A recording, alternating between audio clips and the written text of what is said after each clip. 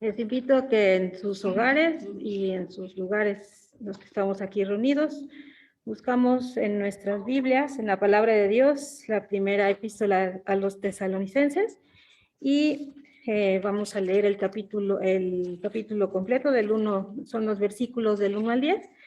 Yo voy a hacer esta lectura en voz alta y les invito a que ustedes en sus lugares o en sus hogares la pueden seguir con su mirada. Dice la palabra de Dios: Pablo, Silvano y Timoteo, a la iglesia de los tesalonicenses, en Dios Padre y en el Señor Jesucristo. Gracia y paz sean a vosotros, de Dios nuestro Padre y del Señor Jesucristo. Damos siempre gracias a Dios por todos vosotros, haciendo memoria de vosotros en nuestras oraciones, acordándonos sin cesar delante del Dios y Padre nuestro de la obra de vuestra fe, del trabajo de vuestro amor y de vuestra constancia en la esperanza de nuestro Señor Jesucristo. Porque conocemos, hermanos amados de Dios, vuestra elección, pues nuestro evangelio nos llegó a vosotros en palabras solamente, sino también en poder, en el Espíritu Santo y en plena certidumbre, como bien sabéis cuáles fuimos entre vosotros por amor de vosotros.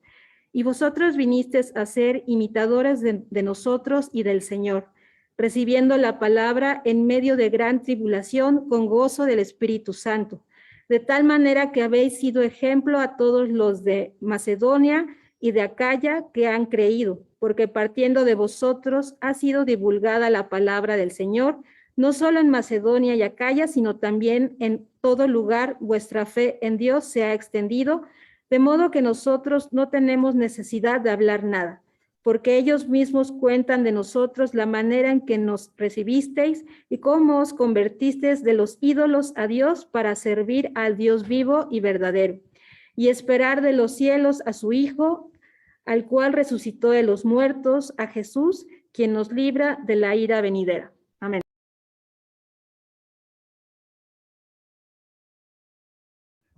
Dios, nuevamente muchas gracias porque nos permites prepararnos para estudiar tu palabra. Permítenos salir edificados, como en su momento fue edificada la iglesia de Tesalónica. En nombre de Jesús te lo pongo en tus manos esta meditación. Amén. ¿Pueden sentarse, hermanos? Estamos iniciando el mes de febrero. Como comentaba hace unos momentos, la curva de contagios va para abajo, pero estamos muy altos todavía. Por lo tanto, necesitamos seguir cuidándonos. Y para este nuevo mes, ya concluimos el mes de enero, en donde hablamos básicamente de cuatro ejes que quisiéramos tener como iglesia Getsemaní durante este año. Hablábamos de la fidelidad, hablábamos del amor, hablábamos del liderazgo y hablábamos sobre el servicio. Pero ahora, para los siguientes meses, tuve la bendición de estar platicando con el ministro de Educación de la iglesia. Y platicando con él, decíamos, bueno, ¿qué temas podemos abordar ahora desde el púlpito? Y expresábamos la necesidad de estudiar la Escritura lo más a fondo posible. No que no lo hayamos hecho, realmente hemos estado trabajando desde antes que yo llegara, ya se ha estado trabajando en el estudio de la Sagrada Escritura. Los estudios de los miércoles ya estudiaron Romanos, por ejemplo, completito, también con mucho detalle. Ahora están en Hechos. Los jóvenes están estudiando también la Sagrada Escritura. Pero decíamos, bueno, pues vamos a profundizar a esos niveles en otros libros. Es entonces que la temática que establecimos para los próximos meses, hermanos, gracias a Dios, es que hablemos sobre algunos libros o cartas en particular.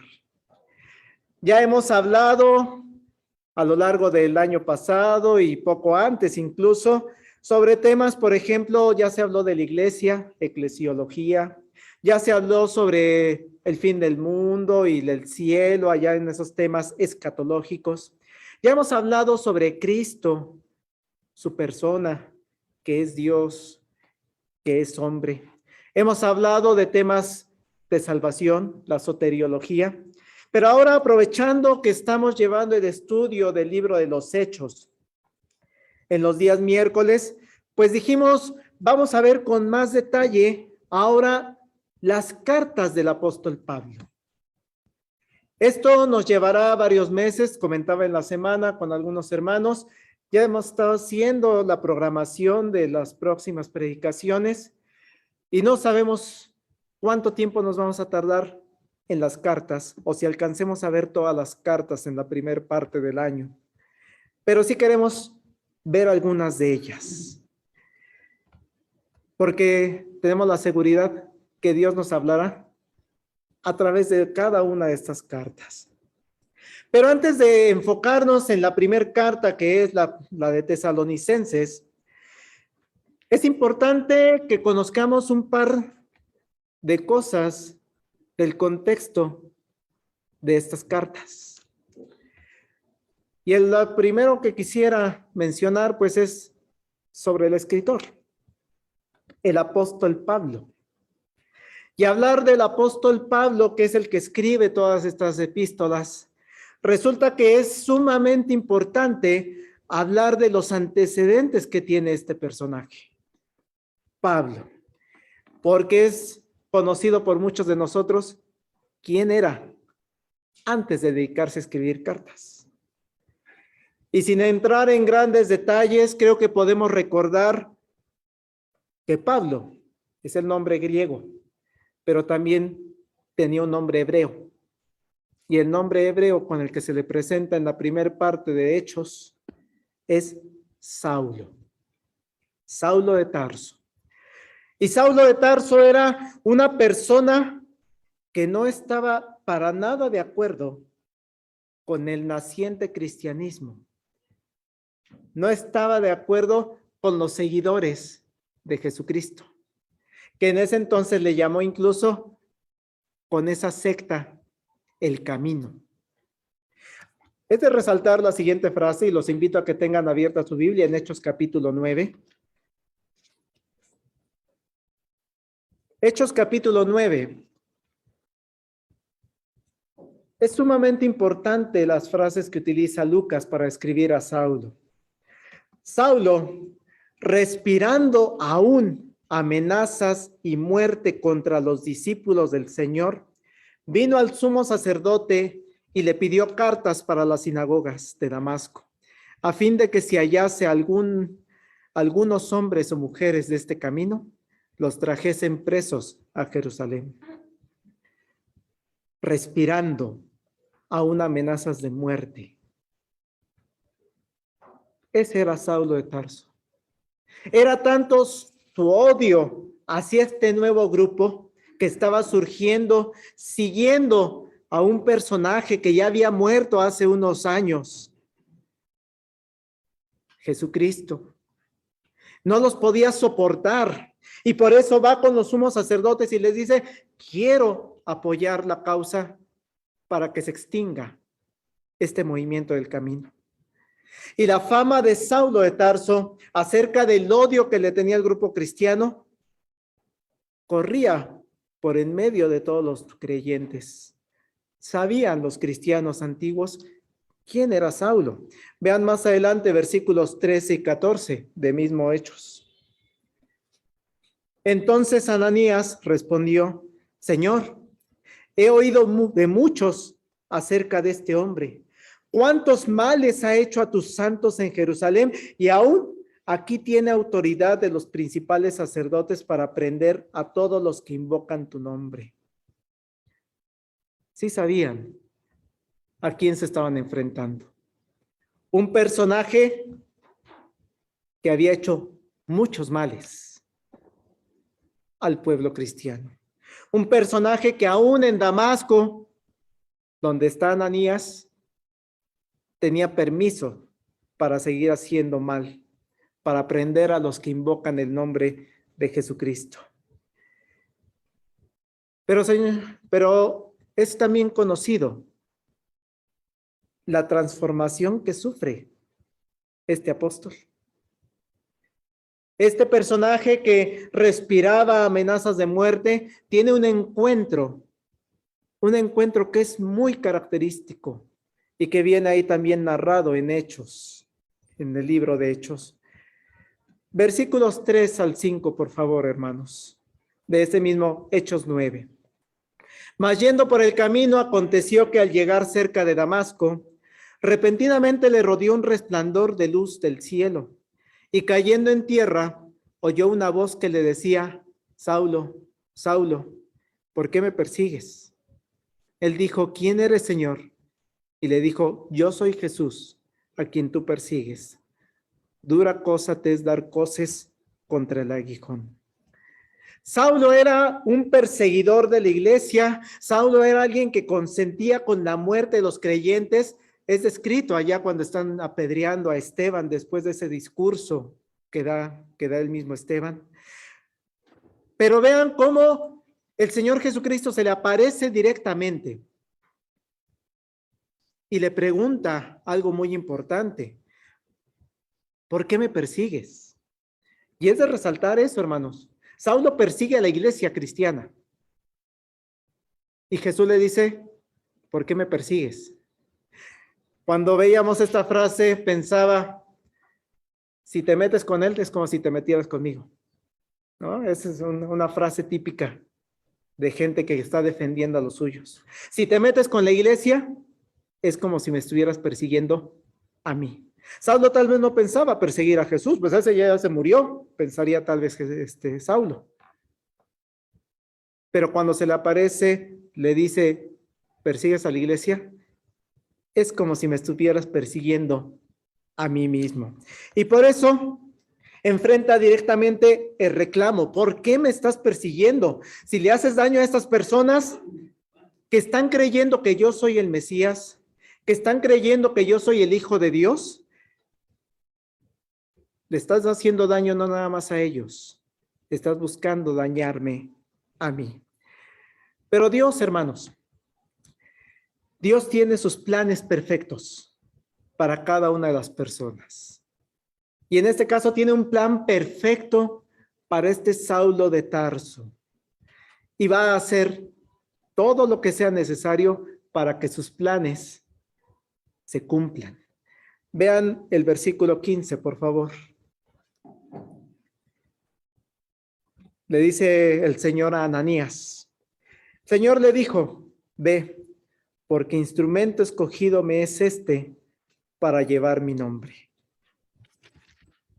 en presencia de los gentiles y de reyes y de los hijos de Israel. Saulo, hermanos, un perseguidor de la iglesia de Jesucristo, un perseguidor de Cristo mismo, ahora está siendo llamado por Cristo mismo para ser un instrumento para su servicio. Y Saulo empieza a reconocer este llamamiento desde que lo recibe. Regresamos al verso 6, por favor. Él, Saulo, temblando y temeroso, dijo: Señor, ¿qué quieres que yo haga? Lo está llamando. Y alrededor, hermano, de estos pasajes es que quisiera que tuviéramos una primera enseñanza en esta mañana. Cada uno de nosotros, los que estamos aquí presenciales, y también cada una de las personas que están viendo el culto desde Facebook, tenemos una historia particular. Hay quienes tenemos un pasado difícil, un pasado muy alejados de nuestro Dios. Tal vez en nuestros años de juventud, como se dice popularmente, le dimos vuela a la hilacha y nos alejamos totalmente de Dios. Tal vez en este preciso momento, yo que soy joven o adulto, me encuentro alejado de nuestro Dios, de sus ordenanzas. O tal vez, hermano, Sí los conocemos, conocemos a Dios desde pequeño, pero aún así nos ponemos al servicio de nuestro Dios. No sé, hermano, de muchos de ustedes, si su historia de vida ha sido tan difícil como la de Saulo. Si pudiéramos decir, yo fui casi un perseguidor de la iglesia, un perseguidor de Cristo. Tal vez me diga usted que sí. No, hermano, si le contara yo lo que hice, o lo que he hecho, o lo que he estado haciendo. O tal vez me diga, no, hermano, en general he fallado en este tipo de cosas, pero no creo que es tan fuerte como la historia de Saulo. No lo sé, hermano, cada uno de nosotros tiene su historia, pero también cada uno de nosotros tiene un cumplimiento del plan de nuestro Dios. Para usted y para mí tiene algo especial nuestro Dios. En algún momento de su vida, Jesús le llamó. ¿Cuándo fue, hermano? No lo sé, tal vez algunos de nosotros en nuestra adolescencia. Apenas le decía a los jóvenes el miércoles que celebrábamos el 141 aniversario del esfuerzo cristiano. Les decía yo que yo me unía a la celebración. Yo estaba muy contento el miércoles porque yo soy esforzador cristiano. Y un primer domingo de 1990 fue la primera vez que ingresé al esfuerzo cristiano y Dios me tomó y a la fecha sigo aquí, sirviéndole a nuestro Dios. Dios tiene sus planes perfectos para cada uno de nosotros. ¿Cuándo fue de usted, hermano? ¿Cuándo le llamó a usted? No importa ahorita ya el pasado. Saulo tenía un pasado muy fuerte. Tal vez el de usted también es muy fuerte. Pero en algún momento nuestro Dios le llamó o le está llamando en estos momentos. Jesús le mostró gracia, le mostró su amor. Y usted ahora, hermano, en el primer domingo de febrero de 2022, se ha convertido en un instrumento escogido para llevar el nombre de Jesús a la gente que lo rodea. Cuán importante es que le digamos a nuestro Señor, como lo dijo Pablo, Señor, ¿qué quieres que yo haga? Cuán importante es que tengamos en mente lo que dijo Jesús acerca de Saulo.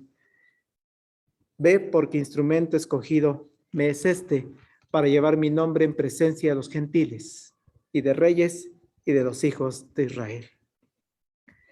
Pero paso a un segundo punto. Saulo, ahora Pablo, es un personaje que es movido por el Espíritu Santo para llevar el Evangelio de Cristo, las buenas noticias de salvación, y las va a llevar por todo el mundo conocido de su tiempo, hasta lo último de la tierra. Pablo, conforme vamos viendo el libro de Hechos, vamos a ver que realiza toda una serie de viajes por las ciudades antiguas, ciudades muy importantes de esa época. Cuando llega a una ciudad, Pablo, lo que él hace es entra a las sinagogas y se pone a discutir, a argumentar, a debatir sobre cómo Jesús es aquella persona que fue crucificada en las afueras de Jerusalén y cómo Jesús es quien resucitó y cómo hay evidencias de esa resurrección. Por eso me gusta mucho cuando en Corintios dice que es seguro que Jesús resucitó, y si tienen dudas, todavía hay gente que vive y que puede testificar de eso. Así le dice a los corintios. Así que entra a las sinagogas y les cuenta también su experiencia cuando se le encontró en el camino a Damasco. O los convence, les argumenta cómo ese Jesús es el cumplimiento de las profecías judías y cómo Jesús es el camino, es la verdad y la vida.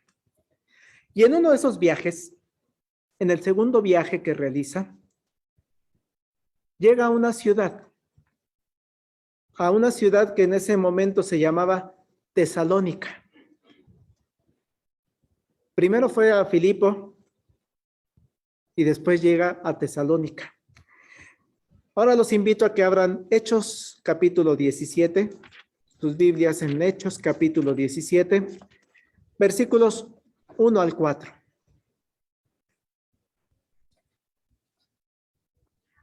Dice la Escritura: pasando por Anfípolis y Apolonia, llegaron a Tesalónica, donde había una sinagoga de los judíos.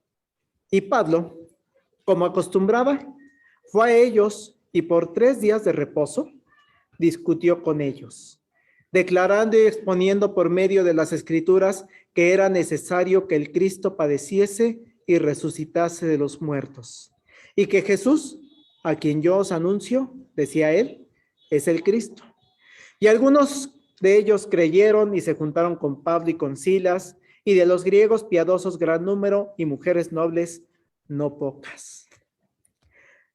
Así que este nuevo personaje ya no es Saulo el que respiraba amenazas de muerte, sino ahora Pablo, el creyente en Jesucristo, el instrumento de Dios para llevar el mensaje a los gentiles, ahora se encuentra en esta nueva ciudad, declarando y exponiendo que Jesús es el Cristo.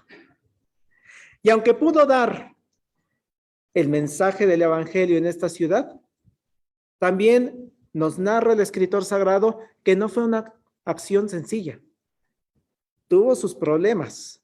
Vean el versículo 5 de este mismo pasaje, Hechos 17. Entonces los judíos que no creían, teniendo celos, tomaron consigo a algunos ociosos, hombres malos, y juntando una turba, alborotaron la ciudad, y asaltando la casa de Jasón, procuraban sacarlos al pueblo. Hay la idea de que tal vez la casa de Jasón era el lugar donde se instaló la iglesia. Esa primera iglesia, recordemos que la iglesia es el conjunto de creyentes, no tanto el templo, la estructura. Entonces, el que haya llegado Pablo, haya predicado 3 fines de semana, dice 3 días de reposo, genera inquietud en los judíos que no creyeron ese mensaje y empiezan a armar un alboroto y se van sobre la iglesia. Versículo 10, por favor. Inmediatamente los hermanos enviaron de noche a Pablo y a Silas hasta Berea. Y ellos, habiendo llegado, entraron en la sinagoga de los judíos. Es decir, se puso tan fuerte la situación que tuvieron que sacarlos, a Pablo y a Silas, de Tesalónica. Sin embargo, hermanos, la estancia de Pablo en esta ciudad fue difícil dado este alboroto, pero el Espíritu Santo, guiando a Pablo, logró en estos 3 fines de semana que se estableciera una iglesia, una comunidad de creyentes en Jesucristo como su Salvador. Y a pesar de la lejanía, ya que Pablo tuvo que salir corriendo de Tesalónica, Pablo no deja de pensar en ellos. ¿Cuántas personas escucharon el mensaje de Pablo? No nos lo dice el autor. Solamente podemos decir, se formó una iglesia de 5 personas, 10, 20, 50, 3,000. Recordemos que en Hechos se dan ese tipo de situaciones. 3,000 creyentes. No lo sabemos. Pero Pablo sale de Tesalónica y sigue teniendo en su mente a los nuevos hermanos creyentes en Jesucristo. No deja de pensar en ellos y no deja de recibir noticias de lo que va aconteciendo en esta nueva iglesia. Y ahora sí los invito a que vayamos a 1 de Tesalonicenses, porque recibe noticias Pablo, y a raíz de esas noticias que lleva Timoteo a él, va escribiendo esta carta. Quiere mantener comunicación con ellos, quiere dar consejos. Y vamos a ver a lo largo de estos domingos, ¿qué les dice? Y lo primero de ellos es el título, hermanos, del mensaje, lo que recuerdo de ustedes. ¿Qué recuerda Pablo? Vamos a empezar por el capítulo 2, no por el principio. Vean el versículo 1 y 2 del capítulo 2. Porque vosotros mismos sabéis, hermanos, que nuestra visita a vosotros no resultó vana, pues habiendo antes padecido y sido ultrajados en Filipos, como sabéis, tuvimos de nuevo en nuestro Dios para anunciaros el evangelio de Dios en medio de gran oposición. Pablo les recuerda que llegó a ellos, les evangelizó y recuerda esa situación de tuvimos que salir, nos sacaron y nos mandaron a Berea, porque no fue sencillo lo que vivimos ahí. Sin embargo, vean el verso 5 y 7. ¿Cómo les predicó Pablo? Dice, nunca usamos palabras lisonjeras, como sabéis, ni encubrimos avaricia. Dios es testigo. Ni buscamos gloria de los hombres, ni de vosotros, ni de otros, porque podríamos seros carga como apóstoles de Cristo. Antes, fuimos tiernos entre vosotros, como la nodriza que cuida con ternura a sus propios hijos. Vean, hermanos, ¿cómo recuerda Pablo su estancia en Tesalónica? Les hablé con ternura. Cuando meditaba en esta palabra, hermanos, de repente somos agresivos, somos muy duros cuando predicamos el evangelio, y aquí Pablo dice, yo fui diferente. Fuimos tiernos entre vosotros, como la nodriza que cuida con ternura a sus propios hijos. Y el resultado, hermanos, de esa ternura con la que les habló Pablo durante esos 3 fines de semana que refiere el libro de Hechos, es que recibieron el mensaje de Jesucristo, el evangelio de Jesucristo. Y lo recibieron como lo que es la palabra de Dios. No es palabra de hombres, es palabra de Dios. Vean el versículo 13. Por lo cual, también nosotros, sin cesar, damos gracias a Dios de que cuando recibiste la palabra de Dios que oísteis de nosotros, la recibisteis no como palabra de hombres, sino según es en verdad la palabra de Dios, la cual actúa en vosotros los creyentes. Y concluye esta parte de la carta, hermanos, con el verso 20. Vosotros sois nuestra gloria y gozo. Esto nos lleva, hermanos, a una segunda enseñanza en esta mañana. Cuando usted y yo compartimos el mensaje del evangelio, lo podemos hacer de la forma en la que Pablo lo hizo a la iglesia de Tesalónica. Lo hizo, de acuerdo a lo que hemos leído, con denuedo, es decir, con valor, con energía, con decisión. Pero también dice que cuando estuvo en Tesalónica, recuerda que les habló de forma amorosa, de forma tierna, sabiendo que en esa ciudad había personas perdidas, condenadas a la muerte eterna, y sabiendo que Dios, en medio de ese pueblo, había llamado a personas a salvación. Por eso Pablo entra a la sinagoga y les habla amorosamente, les habla con ternura, con valor, con energía. Y eso, hermanos, es lo que también tenemos que hacer como iglesia. Prediquemos el evangelio, porque las personas que nos rodean también están en esa condición que estuvo Tesalónica. Perdidas, condenadas. Usted y yo también estuvimos en esa condición, condenados a muerte eterna. Pero alguien, en algún momento de nuestra vida, nos llamó con amor, con ternura, con valor, con energía, para darnos un mensaje, como la nodriza que cuida con ternura a sus propios hijos. Y paso a un último punto, hermanos. Pablo tiene más recuerdos acerca de los creyentes de Jesucristo en Tesalónica. 3 grandes recuerdos que salen a la luz en los primeros versículos de esta carta. Vamos a 1 de Tesalonicenses 1. Vamos al versículo 2 y 3. 1 de Tesalonicenses 1, versículos 2 y 3. Damos siempre gracias a Dios por todos vosotros, haciendo memoria de vosotros en nuestras oraciones, acordándonos sin cesar delante del Dios y Padre nuestro, de la obra de vuestra fe, del trabajo de vuestro amor y de vuestra constancia en la esperanza en nuestro Señor Jesucristo. Pablo recuerda que ese tiempo que estuvo en Tesalónica, vio, fue testigo de la obra de su fe.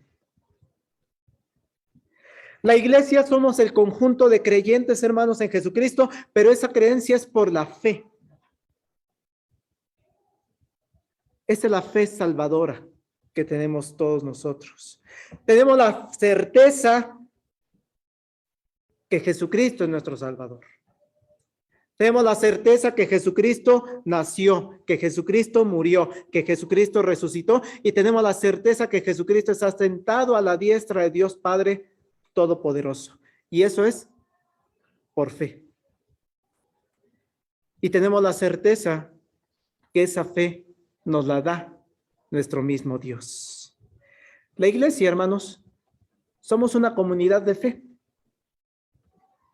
Y hay una característica de la fe, hermanos, que la dice el apóstol, la dice Santiago allá en su carta. La fe sin obras es muerta. Allá en Santiago 2 dice, así también la fe si no tiene obras es muerta en sí misma. Pero alguno dirá, tú tienes fe y yo tengo obras.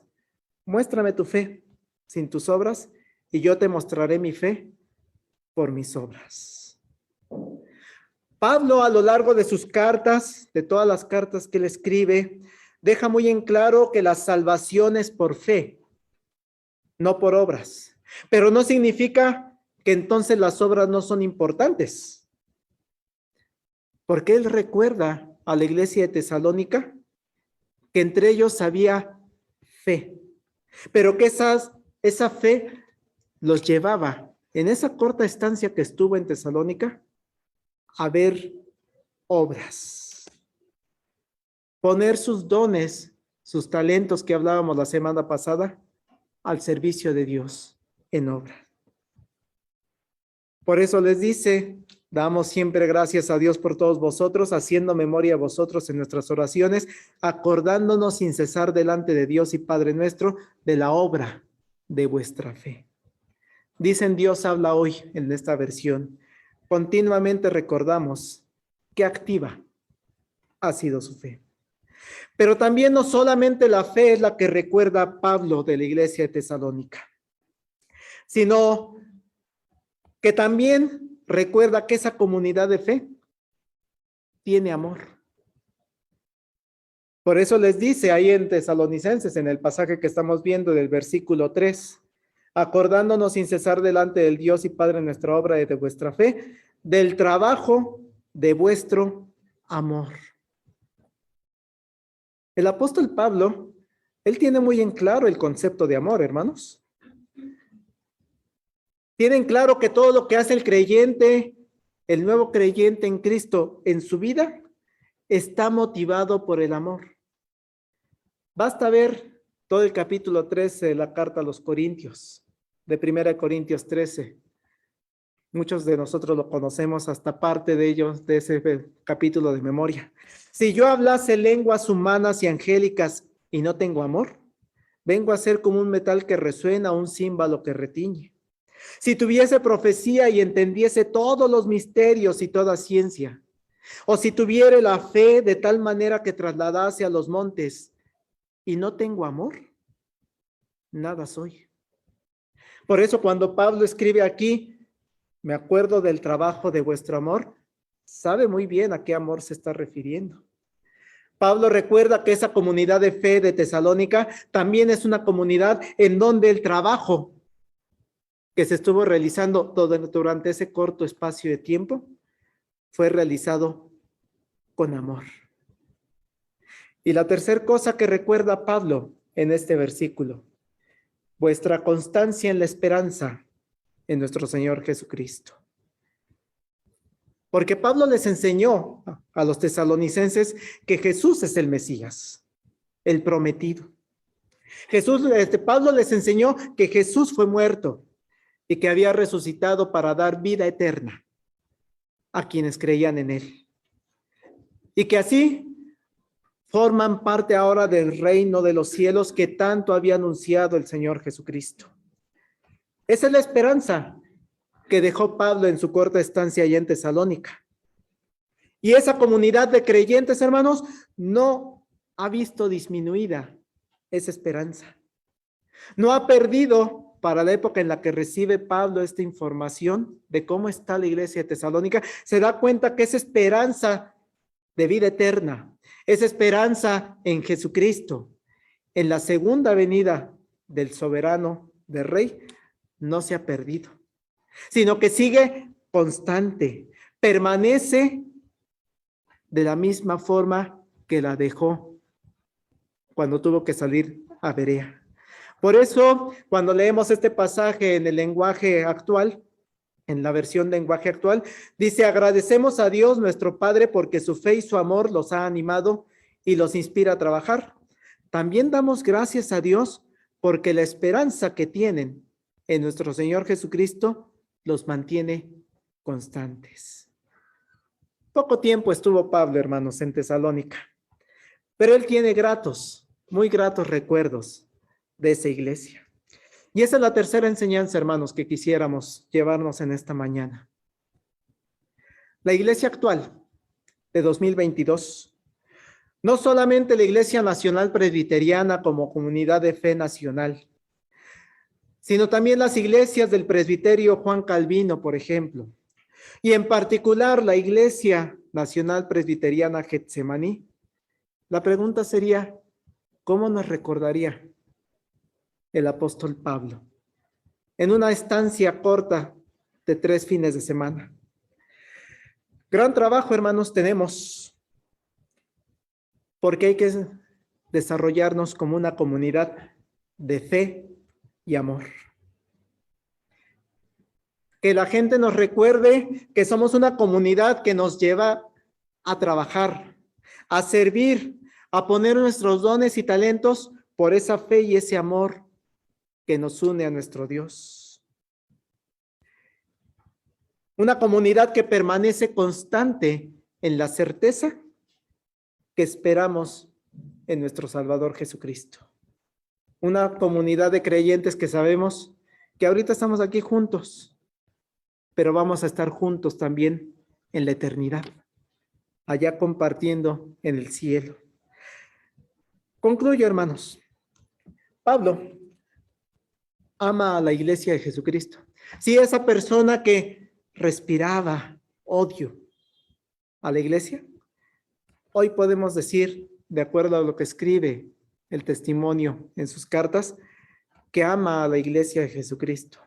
Antes la perseguía, pero ahora la fortalece, la edifica. Y aún a la distancia es que a través de sus cartas busca dar fortaleza, busca dar edificación. La ama de tal manera que les habla y nos habla a ustedes y a mí con ternura. Y nos invita a que seamos recordados por nuestra fe, por nuestro amor, por nuestra esperanza. Así que busquemos, hermanos, imitar a la iglesia de Tesalónica, como también lo describe allá en el versículo 7 de 1 Tesalonicenses 1. De tal manera que habéis sido ejemplo a todos los de Macedonia y de Acaya que han creído. Ejemplo fue esa iglesia de Tesalónica. Seamos nosotros también ejemplos para las iglesias en Coyoacán, en la Ciudad de México, en el país. para la honra y la gloria de nuestro Dios, hermanos.